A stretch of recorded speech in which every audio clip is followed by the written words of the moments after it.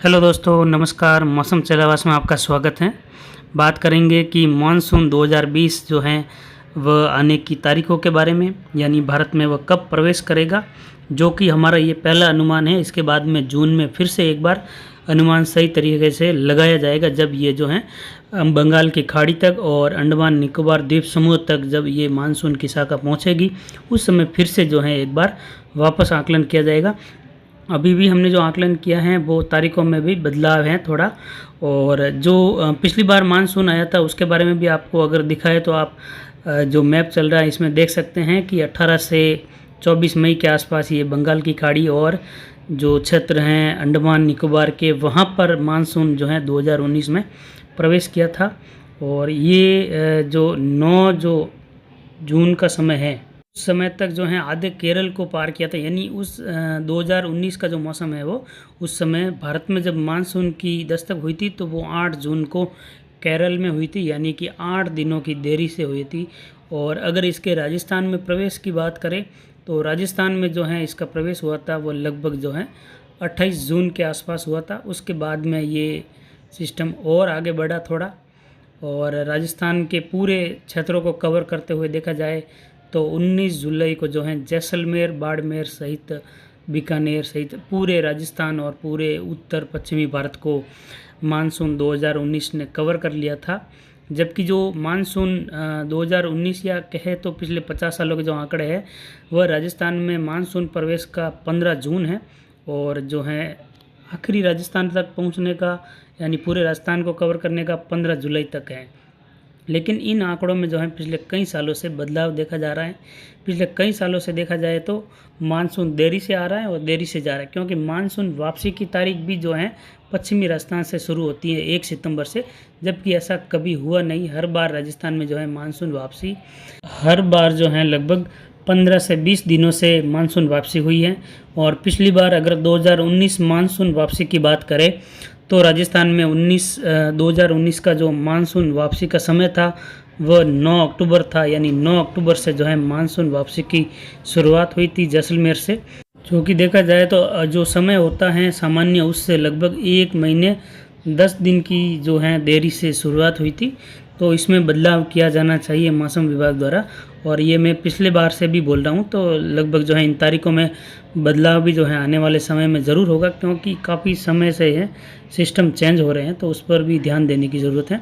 फिलहाल आपको दिखाते हैं कि मानसून कैसे इंडिया में प्रवेश करता है, कैसे आगे बढ़ता है, कौन कौन सी तारीखों में आगे बढ़ता है। मैप में देख सकते हैं इस बार जो मानसून केरल, तमिलनाडु या कुछ क्षेत्रों में प्रवेश करने की संभावना वह 27 से लगाकर 29 मई 2020। इसके आगे 5 जून तक जो है आप देख सकते हैं इन क्षेत्रों में प्रवेश करेगा, पूर्वोत्तर राज्यों सहित। 8 से 9 जून को जो है पुणे सहित आसपास के क्षेत्रों में प्रवेश करेगा। 10 से 12 जून तक जो है मुंबई से लगाकर आधे मध्य प्रदेश और आधे जो है या कह सकते हैं पूर्वी उत्तर प्रदेश तक मानसून दस्तक दे देगा। और 16 से 19 जून तक जो है राजस्थान के लगभग पूर्वी क्षेत्र, कोटा, उदयपुर संभाग और भरतपुर संभाग में, और जो है उत्तराखंड वगैरह इन क्षेत्रों में। इसके बाद देखा जाए तो 1 से 4 जुलाई का जो समय है वहाँ पर देखा जाए तो राजस्थान के अरावली रेंज के क्षेत्रों से लगाकर जो चूरू तक के क्षेत्र है वहाँ पर, और कुछ गंगानगर, हनुमानगढ़ के क्षेत्रों तक भी जो है ये पहुँच सकते हैं। और इसके बाद 5 जुलाई से 10 जुलाई के बीच में जो है ये जैसलमेर के पूर्वी क्षेत्रों सहित बाड़मेर, बीकानेर के पूरे क्षेत्रों को कवर करेगा। केवल जो बाकी रहेगा वो जो है राजस्थान का पश्चिमी क्षेत्र जो है वह रहेगा, और पश्चिमी क्षेत्र भी जो है 10 से 15 जुलाई के बीच में पूरे पश्चिमी जैसलमेर को भी कवर करेगा। तो इसमें राजस्थान का दिखाया जा रहा है, आप देख सकते हैं कि राजस्थान के मैप पर कोटा, उदयपुर संभाग और भरतपुर संभाग के क्षेत्रों में जो है मानसून प्रवेश की जो तारीख है वो लगभग 15 से लगाकर 18 जून तक की हैं। इसमें जो है दोबारा जब आकलन किया जाएगा तो इसमें 5 दिनों तक की जो है गतिविधियाँ ऊपर नीचे हो सकती हैं, यानी ये लगभग 18 से लगाकर 23 जून तक का समय में बदलाव हो सकता है। ऐसे ही 22 से 25 जून तक राजस्थान के जिन क्षेत्रों में मानसून प्रवेश कर रहा है उन क्षेत्रों में भी बदलाव देखा जा सकता है, यानी हर क्षेत्र में जो है 5 दिनों तक की ऊपर नीचे गतिविधियां हो सकती हैं। और आपको दिखाते हैं कि जो बारिश की गतिविधियां या मानसून की गतिविधियों की शुरुआत होती हैं उसका सीधा सा जो ताल्लुक़ है या कह सकते हैं जो प्रभाव डालता है वह अमेरिका के यानी दक्षिणी अमेरिका के जो क्षेत्र हैं वहाँ से लगाकर ये गतिविधियाँ आगे बढ़ती हैं। यानी जो पेरू का क्षेत्र है जो दक्षिणी अमेरिका का पश्चिमी क्षेत्र है, पेरू क्षेत्र, वहाँ से जब ठंडी या फिर गर्म जलधाराएं जो पेरू से पश्चिम दिशा की ओर बढ़ती हैं, तो ये सीधे आगे बढ़ते हुए जो ऑस्ट्रेलिया के क्षेत्र हैं, उत्तर पूर्वी फिर उत्तरी क्षेत्रों से होकर गुजरती हैं। और ये ठंडी जलधाराएं जब आगे बढ़ती हैं तो ला नीनो की स्थिति बनती हैं, जो भारतीय मानसून के लिए काफ़ी ज़्यादा अच्छी मानी जाती हैं और अच्छी भी है, जिसका एक वीडियो में विस्तार से आपको बताया जाएगा कि किस प्रकार ये मानसून को प्रभावित करता है। यहाँ पर ये ठंडी जलधाराएं आकर जो हैं, ये जो ऑस्ट्रेलिया का उत्तरी क्षेत्र है वहाँ से आगे बढ़ती है, फिर सीधा ये हिंद महासागर का जो पूर्वी और मध्य क्षेत्र हैं, यानी दक्षिण भारत के क्षेत्रों की ओर देखा जाए तो वहाँ पर ये धाराएं पहुँचती हैं। और यहाँ पर जो है ठंडा मौसम होने से, या फिर कह सकते हैं कि समुद्र के तापमान को और जो है घटा देती हैं, जिससे यहाँ पर हाई प्रेशर बनता है। और हाई प्रेशर बनने से जब उत्तर भारत के क्षेत्रों में लो प्रेशर होता है तो यहाँ की जो हवाएं हैं या जो मानसूनी पवनें हैं वो काफ़ी तेज़ी से जो हैं भारत की ओर बढ़ती हैं, क्योंकि वहाँ पर तापमान इसके मुकाबले और कम हो जाता है। तो मानसून जो है यहाँ से शुरुआत हो जाती है मानसून की, जो है लगभग जो 1 जून का समय है केरल के लिए, वहाँ पर पहुँचता है। फिर 2 शाखाओं के रूप में, एक बंगाल की शाखा, बंगाल की खाड़ी की जो शाखा वो, और एक अरब सागर की शाखा के रूप में ये भारत के क्षेत्रों में प्रवेश करता है। और फिर जो है जुलाई के मध्य में जाकर ये पूरे राजस्थान तक को और कश्मीर तक के क्षेत्रों को कवर करता है, जिसमें आप देख सकते हैं जो मानसूनी बादल हैं, जो मानसूनी पवनें हैं, वह 2 शाखाओं में बढ़ती हैं। एक अरब सागर वाली शाखा है, पश्चिम घाट के सारे पहुंच रही है। एक जो है पूर्वी क्षेत्रों से होते हुए पूर्वी घाट के सारे जो हैं बांग्लादेश के ऊपर से होकर सीधा असम, मेघालय, त्रिपुरा तक जाती हैं। और वहाँ पर जाकर जो है त्रिकोण नुमा जो पहाड़ी क्षेत्र हैं वहाँ पर जाकर जब एक शाखाएँ फंस जाती हैं तो यहाँ पर काफ़ी ज़्यादा अत्यंत भारी बारिश होती है, जो कि माउसिन जो चेरापूंजी का क्षेत्र है वहाँ पर ये बारिश होती है।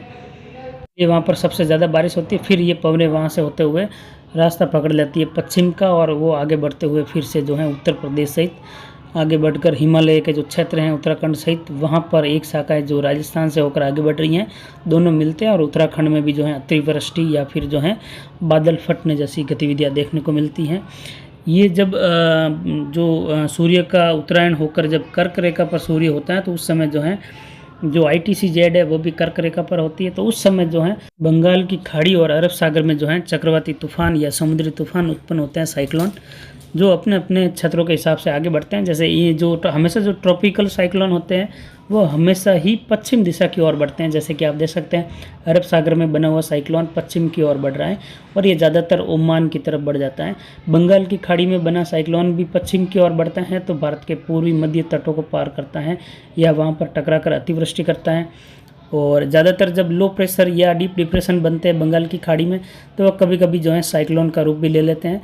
लेकिन अभी मैंने जो दिखाया वो देख सकते हैं एक चक्रवाती हवा का छत्र बना, उसके बाद जो है ये डिप्रेशन, फिर डीप डिप्रेशन बनकर ये भारत के पूर्वी मध्य क्षेत्रों को पार करके जैसे ही आगे बढ़ रहा है तो धीरे धीरे राजस्थान की ओर भी बढ़ जाता है। तो उसमें मध्य प्रदेश, महाराष्ट्र, गुजरात, राजस्थान के क्षेत्रों में बारिश करता है और ये सिस्टम आगे बढ़ता जाता है। जैसे जैसे आगे बढ़ेगा तो ये कमज़ोर भी हो सकता है या गुजरात के क्षेत्रों की ओर बढ़ जाए तो फिर और जो है अरब सागर से नमी प्राप्त करके और मजबूत भी हो सकता है और ये उस समय जो है राजस्थान के ऊपर भी भारी बारिश भी करता है। मानसून की शाखाएं जब रास्ते पर चल रही होती हैं तो उसी समय एक शाखा जो राजस्थान से होकर गुजरती हैं, अरावली के सारे वो सीधा जो है दक्षिण पश्चिमी राजस्थान से होकर सिरोही, जालौर के क्षेत्र और पाली के क्षेत्रों में प्रवेश करती है और वहाँ से होकर ये जो देसूरी, मारवाड़ जंक्शन के क्षेत्र हैं जैसे कि आप देख सकते हैं, फिर ये सीधा अरावली रेंज के जो पहाड़ है वहाँ पर जाती हैं और धीरे धीरे आगे बढ़ती रहती है। तो मैंने अपने क्षेत्र के हिसाब से बताया है। मारवाड़ जंक्शन तहसील के जो क्षेत्र हैं वहाँ की बात करें तो ये लगभग जो है जुलाई के पहले सप्ताह में गोरम घाट की पहाड़ियाँ है वहाँ पर जाती है और वहाँ पर जो रुकावट पैदा होती है इस बड़े पहाड़ से तो यहाँ पर बारिश की गतिविधियाँ होती है और कई बार यहाँ पर मानसून प्रवेश के समय ही अतिवृष्टि हो जाती है काफ़ी ज़्यादा। तो यहाँ पर रातों रात ही बांध भर जाते हैं और नदियाँ जो हैं शुरू हो जाती हैं, इसमें आप देख सकते हैं। फिर ये जैसे बादल हैं इस पहाड़ को पार करने की कोशिश करते हैं तो उनको ऊपर उठना पड़ता है, तो ऊपर उठने के चक्कर में जो है फिर से इनमें जो है सघनता ज़्यादा होती है और फिर जो है भारी मूसलाधार बारिश करते हैं। वैसे ही जब ये जो दूसरी शाखा जो मध्य प्रदेश से होते हुए आगे बढ़ रही थी वह जो है दक्षिण पूर्वी राजस्थान से होकर जब माउंट आबू के पहाड़ों में प्रवेश करती हैं तो उन पहाड़ों में भी जो है बादलों में रुकावट पैदा होती है और वहाँ पर भी जो है बहुत ज़्यादा भारी बारिश मानसून प्रवेश के समय होती हैं। और ये जो गोरम घाट के आसपास के क्षेत्र हैं वहाँ पर भी काफ़ी ज़्यादा बारिश की गतिविधियाँ देखने को मिलती है, क्योंकि उन पहाड़ों की हाइट भी वहाँ पर ज़्यादा होती है। तो यहाँ पर भी मैंने आपको दिखाने की कोशिश की है कि किस प्रकार जो है बारिश की गतिविधियाँ आगे बढ़ती हैं, किस प्रकार जो है बारिश देखने को मिलती है राजस्थान के क्षेत्रों में, और इसी प्रकार कैसे जो है अलग अलग शाखाओं में बढ़कर मानसून जो है राजस्थान की ओर बढ़ता है। तो इसमें जो है जानकारी देने की कोशिश की है वो आपको केवल इतनी कि जो संभावित तारीखें हैं उसमें आपको एक अनुमानित तारीखें बताई हैं। इन तारीखों में जो है 5 दिन तक की घटत बढ़त जो है आने वाले समय में 1 जून से लगाकर 10 जून के बीच में जब हम दोबारा सही आकलन करेंगे, जो लगभग 90% से ऊपर सही होगा या 100% भी कह सकते हैं। और अभी जो है इसका हम कह रहे हैं कि लगभग 70 से 75% यही तारीखें रहेगी। 25% क्षेत्र ऐसे रहेंगे जहां पर तारीखों में बदलाव हो सकता है, जिनमें खासकर उत्तर पश्चिमी क्षेत्र ही शामिल रहते हैं। तो इसमें आप देख सकते हैं कि जो हरे कलर का जो मैप है भारत का, राजस्थान का, गुजरात का, ये जो है ये सामान्य से ज़्यादा बारिश दिखा रहा है। और ऊपर जो ऑरेंज कलर या जो नारंगी कलर कह सकते हैं वो है, तो वो क्षेत्र जो है ये सामान्य बारिश दिखा रहा है। तो एक वीडियो में आपको ये भी बताया जाएगा कि सामान्य बारिश होती है तब कितनी बारिश होती है या कितनी होनी चाहिए, वो किस लायक बारिश होती है। जब सामान्य से ज़्यादा बताई जाती हैं तो उसका मतलब क्या होता है, जब सामान्य बारिश बताई जाती है तो ज़्यादातर लोगों का यही मानना होता है कि कोई ख़ास बारिश नहीं होगी, और सामान्य से ज़्यादा बताई जाती है तो उनको लगता है कि इस बार बारिश अच्छी होगी, लेकिन इसका मतलब ये नहीं होता है। उसका वीडियो आपको अलग से दिखाया जाएगा। तो फिलहाल अभी की जानकारी के लिए इतना ही। आगे की जानकारी के लिए बने रहे हमारे साथ। नमस्कार, जय हिंद, जय भारत।